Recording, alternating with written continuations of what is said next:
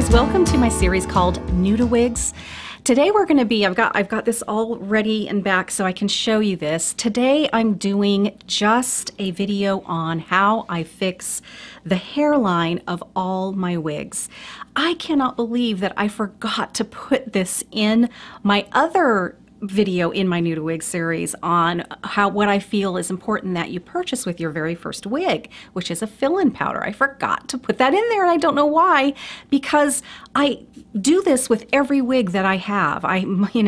All of my wigs except for now one are all blonde rooted wigs, and of course that root's generally a darker color, and my hair is a very light mousy brown with a lot of gray around the hairline, so I have to doctor that up to create a better illusion to kind of trick people's eyes, and it's what I feel I have to do to really feel secure in that wig, and I do it with every single one.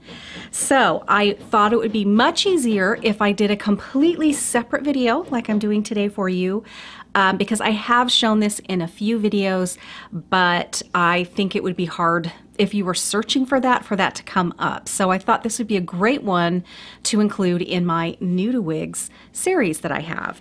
Okay, so I've got this all pulled back. I have done nothing to my hairline right now at all. And a lot of times I am a big tucker with most all my wigs. I either do one side and let one side down or do the other, or, I definitely usually pull out a few pieces of hair. We've all kind of learned that's the thing to do to kind of, again, kind of hide a little bit of that wig line. But the wind blows, or we may tuck without even thinking about it and tuck more back, and I just feel more secure when I do this. So I'm almost out of this particular fill-in powder that I purchased. It's my first one. It's lasted me since March of 2017, now that it's 2018.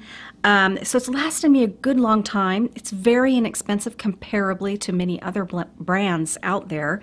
I get it at Ulta. You'll have to pardon the package here. It's very dirty. It's used a lot. And it's called fill-in powder. It's a root powder.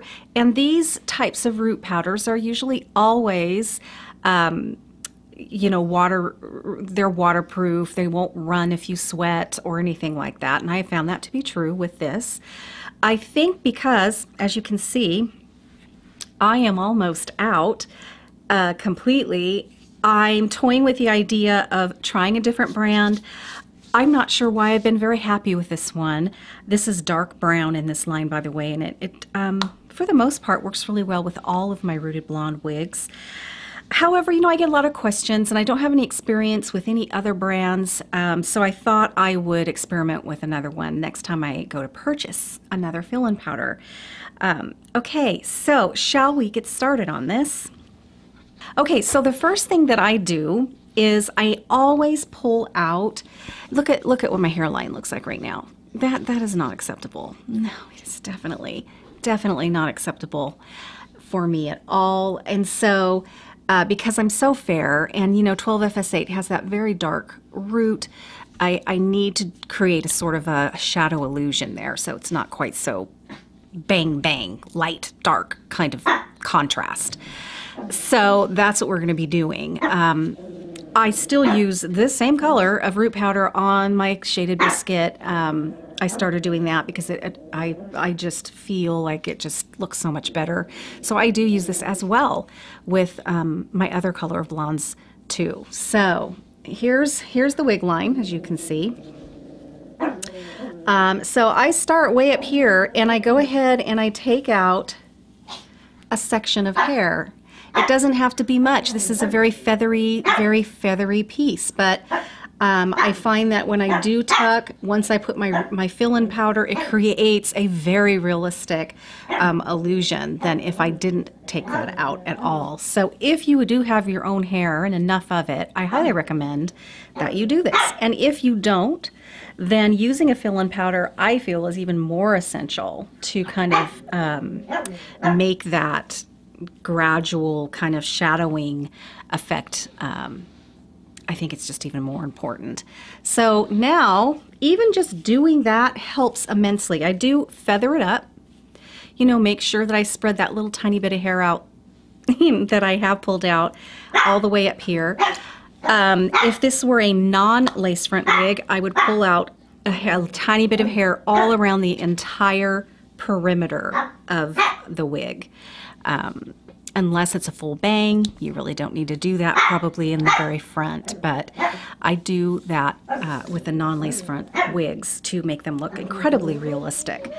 Okay, so we have that, and doing that helps that wig line so much. But, you know, as you can see, my regular hair compared to up here, my regular hair is very mousy brown, and it has some gray in there. And so I'm going to want to hide that and blend it a little bit more. Loki. Okay. And more importantly, creating that shadow effect on the hair that I actually do have growing out, which goes clear up here. I have hair that actually does grow out clear up here. It comes out and it's just so light that you can't even really see it. But, and also down in here, I like to cover this up and just kind of all along here. And I just think it looks so much better. So this brush came with my fill-in powder, so this does come with it, and most all the fill-in powders do come with their own application brush. I like this one. It's shaped perfectly, it's dense, and it's fairly stiff, but still kind of soft to the touch. See it a little bit more close up. But as you can see, the actual lace front, I'm so sorry. The actual lace front stops right about here.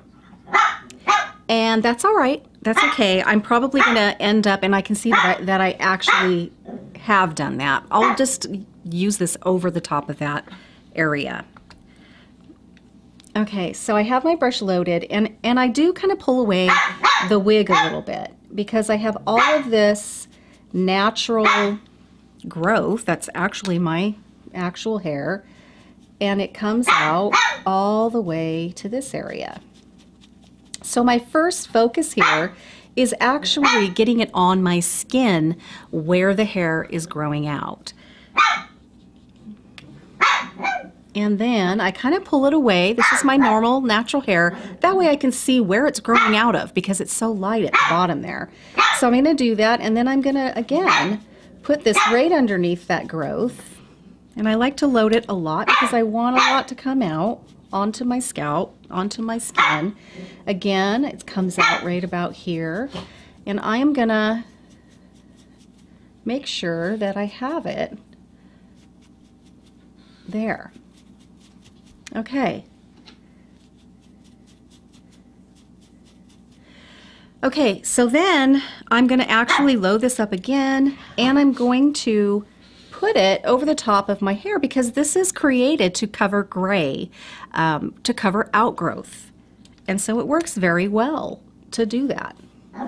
And so I'm going to cover up the light strands that have that natural gray.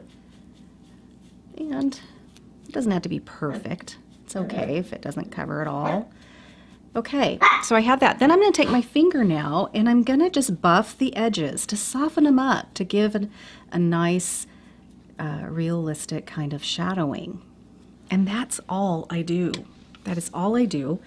And then I will bring it back down, feather this up, because I grab my own hair and I just push the actual hair down into also the hair of the wig, and it fuses the hair of the wig there at the very perimeter, just a little bit, with that tiny little bit of my hair, fuses those two things together, and it really does hide that wig line when you do that. So I just make sure that it's fanned up, and then I just kind of take it, and I can even do this after. That way if I tuck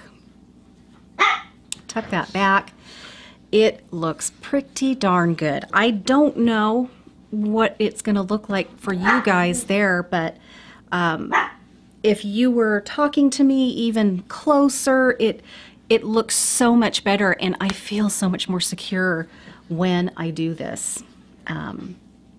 So yeah, I really do feel that it helps a lot. So let's compare.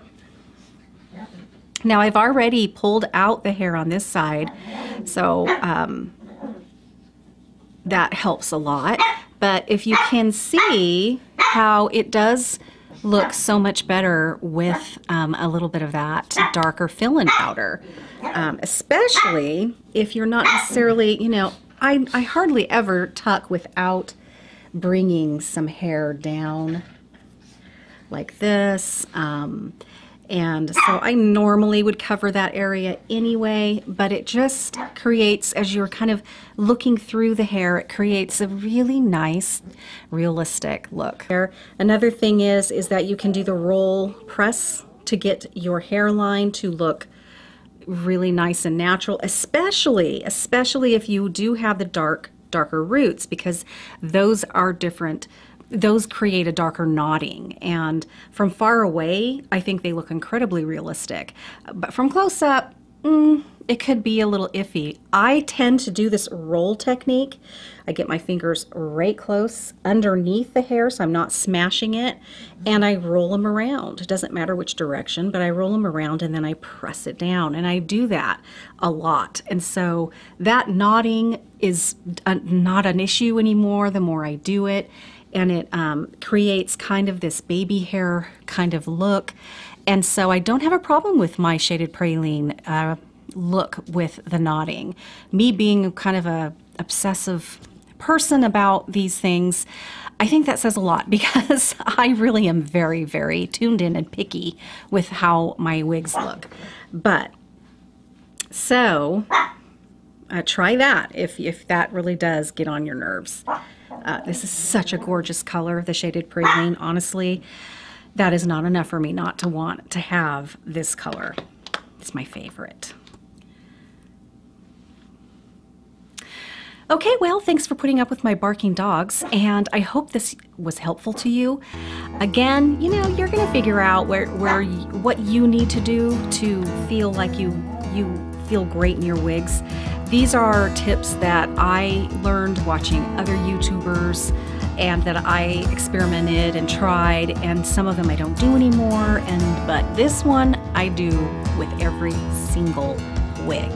It's very fast, it's very quick, it doesn't take me very much time at all, and I don't know, it just makes me feel like that is the final piece, and it's great.